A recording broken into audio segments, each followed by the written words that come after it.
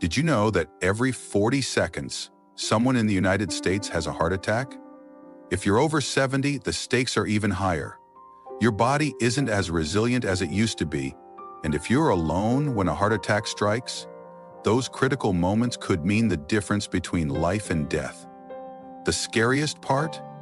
Most seniors don't know the subtle signs or the simple steps that could save their lives. Imagine this. You're at home, maybe watching TV or fixing dinner, when suddenly you feel a strange pressure in your chest. Your arm tingles, your breath gets short, and you realize something's wrong. You're alone. No one's there to call 911 or rush you to the hospital. What do? Panic sets in, and without the right knowledge, you might make a mistake that costs you everything. But here's the good news, you don't have to be helpless. In this video, we're diving into 9 life-saving tips every senior must know to survive a heart attack alone after 70. These aren't guesses or old wives' tales. They're backed by medical experts and real-life stories of people who made it through. By the end of this video, you'll know exactly what to do if you're ever in this terrifying situation, and you'll feel empowered to take control of your health. Stay with me until the end, because the last tip is something most people never think about, but it could be the one that saves your life. Let's get started. First, recognize the warning signs early. A heart attack doesn't always feel like the dramatic, chest-clutching scene you see in movies. For seniors, the signs can be subtle, and missing them could be deadly. You might feel a heavy pressure in your chest like someone's sitting on you, or a squeezing pain that comes and goes. Some people describe it as indigestion that won't go away. But here's what makes it trickier. After 70, the pain might not even be in your chest. It could show up as discomfort in your arms, especially the left one, or radiate to your jaw, neck, or back. Women in particular often experience nausea, sweating, or extreme fatigue instead of classic chest pain. Let's think about Mary, a 74-year-old widow who lived alone. One evening, she felt unusually tired and had a nagging pain in her shoulder. She thought it was just arthritis acting up and went to bed. The next morning, she woke up in a cold sweat, barely able to breathe. Luckily, she called 911 in time, but her doctor later told her she'd had a mild heart attack. If she'd ignored those signs any longer, she might not be here today. The key is to trust your body. If something feels off, whether it's shortness of breath, dizziness, or even a vague sense of unease, don't brush it off. Your body's trying to tell you something. Write down a list of these symptoms and keep it somewhere visible, like on your fridge. Better yet, talk to your doctor about your personal risk factors, because knowing your body's unique signals could give you the edge you need to act fast. Now let's talk about staying calm under pressure. If you suspect you're having a heart attack, panic is your worst enemy. Your heart is already working overtime, and stress will only make it worse. When you panic, your body releases adrenaline, which spikes your heart rate and blood pressure, putting even more strain on your heart. Take John, a 76-year-old retired teacher. He was alone in his apartment when he felt a sharp pain in his chest. His first instinct was to pace around, frantic, trying to figure out what to do, but that only made his symptoms worse. Luckily, he remembered a tip from a health seminar. Slow, deep breathing can help.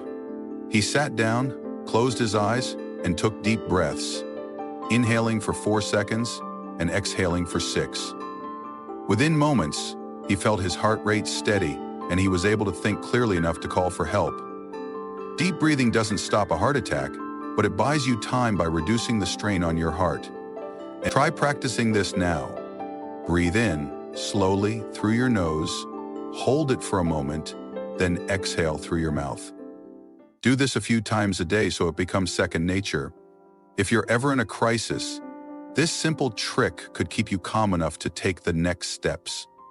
And trust me, those next steps are critical. If you're still watching and finding these tips helpful, please comment number 2 below to let me know you're here. And if you haven't subscribed yet, I recommend you subscribe and turn on the bell so you don't miss any life-saving advice. Your support helps us keep creating content to keep you informed and safe. Now let's move on. The third tip is to call 911 immediately. Don't wait. This might sound obvious, but you'd be shocked at how many seniors hesitate. Some think the symptoms will pass, others don't want to bother emergency services, and some are just too scared to admit what's happening. But every second counts.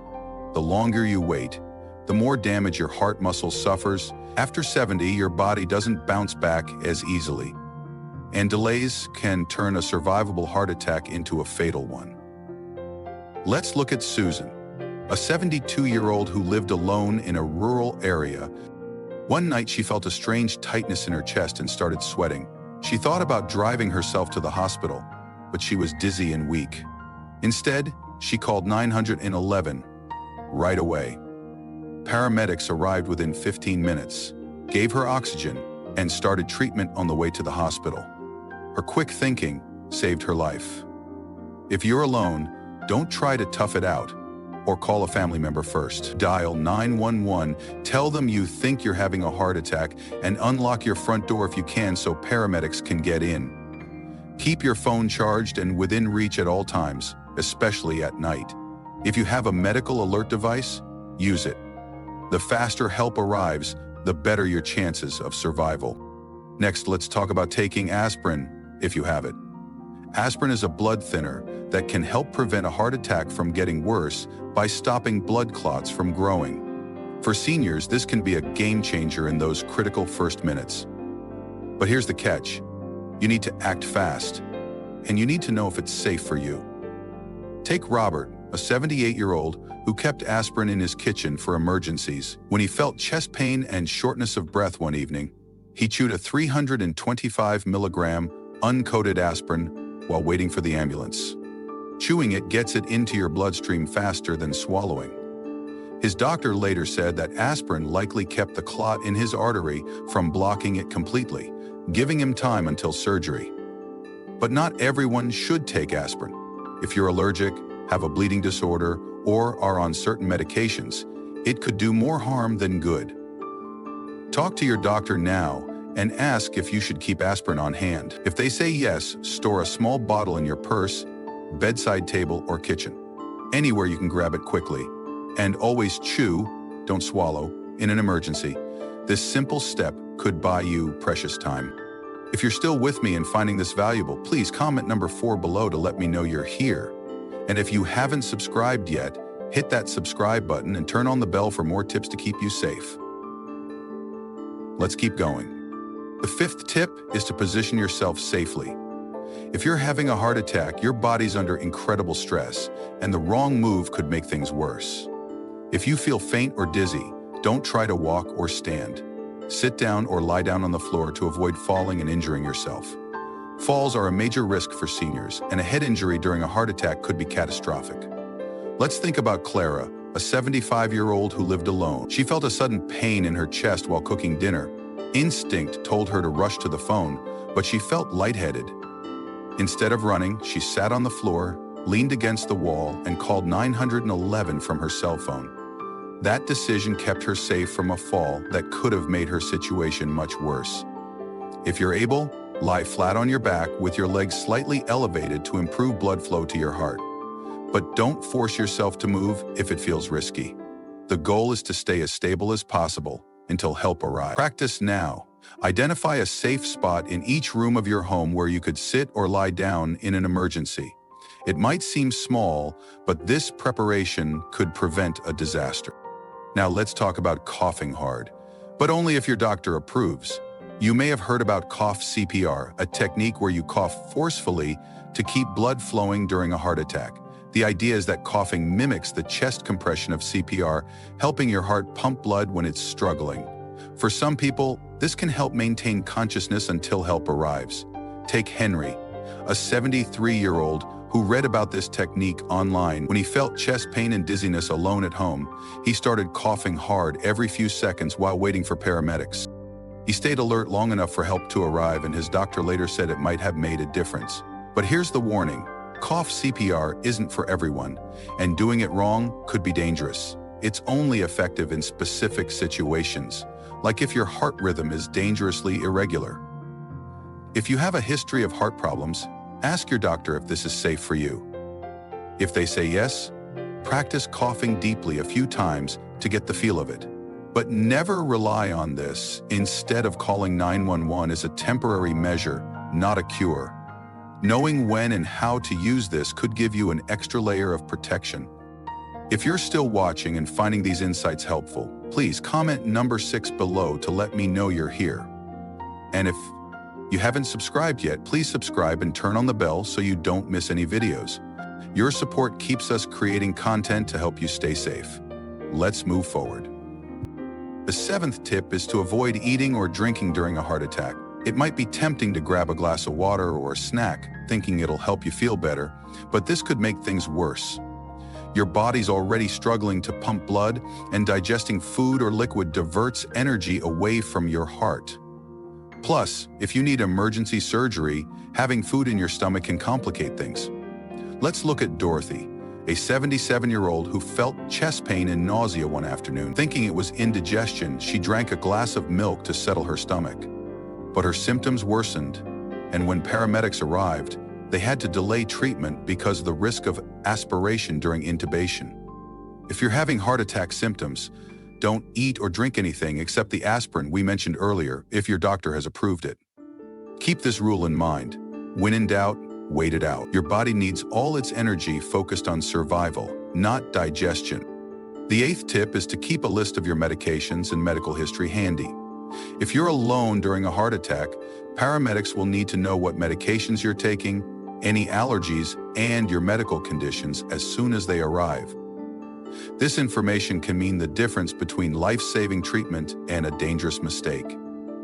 Take George, a 79-year-old with a history of high blood pressure and diabetes. When he had a heart attack, he was too weak to explain his medical history to paramedics. Luckily, he kept a card in his wallet listing his medications, allergies, and doctor's contact information. That card allowed paramedics to give him the right treatment immediately, avoiding a potentially fatal delay. Right now, take a moment to write down your medications, dosages, allergies, and condition. Include your doctor's name and number. Keep this list in your wallet, on your fridge, or taped to your phone case, anywhere paramedics can find it. If you have a smartphone, store this information in a medical ID app that's accessible from your lock screen. This simple step could ensure you get the right care at the right time. If you're still with me and finding this valuable, please comment number 8 below to let me know you're here. And if you haven't subscribed yet, hit that subscribe button and turn on the bell for more life-saving tips. Now, let's talk about the final tip. One most people never think about. The 9th tip is to build a support network before a crisis hits. Even if you live alone, you don't have to face a heart attack completely on your own. Having people you can count on, neighbors, friends, or family, can make all the difference. Let's think about Alice, a 71-year-old who lived alone after her husband passed away. She made a point to connect with her neighbor Tom and gave him a spare key to her house. She also joined a local senior group where she made friends who checked in on her regularly. One day, Alice felt chest pain and called Tom before dialing 911. He rushed over, stayed with her, and made sure paramedics had all the information they needed. That support gave Alice peace of mind and likely saved her life. Right now, reach out to someone you trust. A neighbor, a friend, or a family member. Tell them about your health concerns and ask if they'd be willing to check on you or help in an emergency. Give them a key or show them where you keep a spare. Join a community group or senior center to build connections. And consider a medical alert system that connects you to emergency services with the push of a button. These steps take a little effort now, but they could mean someone's there when you need them most. Now, let's wrap this up with some final thoughts. A heart attack is terrifying, especially when you're alone after 70. But you're not powerless. By recognizing the warning signs, staying calm, calling 920 and 11, taking aspirin if approved, positioning yourself safely, considering cough CPR with your doctor's guidance, avoiding food and drink, keeping your medical information ready, and building a support network, you can take control of those critical moments. These 9 tips aren't just about surviving, they're about giving you the confidence to face the unexpected with strength. Think about where you stand right now. Do you know the signs of a heart attack? Do you have aspirin or a medical list ready? Do you have someone you can call? Don't wait for a crisis to start preparing. Take one step today. Maybe it's writing down your symptoms, practicing deep breathing, or calling a neighbor to set up a plan. Every small action brings you closer to being ready. Thank you for joining me today. I'd love to hear from you. Leave a comment below and share one thing you learned and how you plan to use it. Your thoughts mean the world to us and keep us motivated to create content that helps you stay safe and healthy. If you found this video helpful, please like, subscribe, and share it with someone you care about. Your support helps us reach more people with life-saving information. Thanks for watching, and I'll see you in the next video. Stay safe and take care of your heart.